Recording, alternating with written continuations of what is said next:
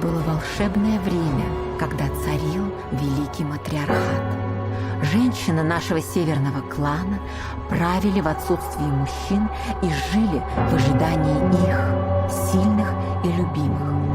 Мы были самым влиятельным кланом. Наши сейфы с деньгами и драгоценностями были зарыты в наших северных полях. Мы покупали самолеты, мы готовились к блестящей свадьбе моего сына-наследника.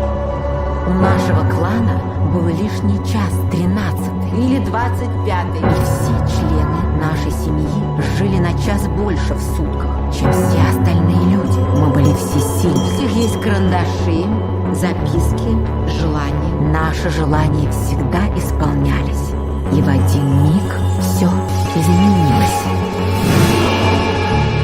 И начался хаос. Чтобы ты, Бенедикт, любил меня одну. До гроба и после гроба.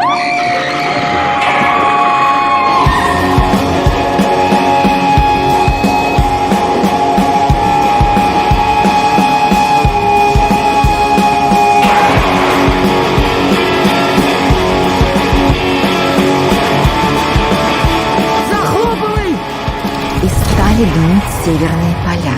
Власть переходила от одного к другому, сея война и болезни. Меня никто никогда не любил, я никого никогда не любил. Я думаю, сюда. И чтобы все спасти, кто-то из нас должен был умереть. Бенедикт мой, не твой. Не надо сюда больше звонить!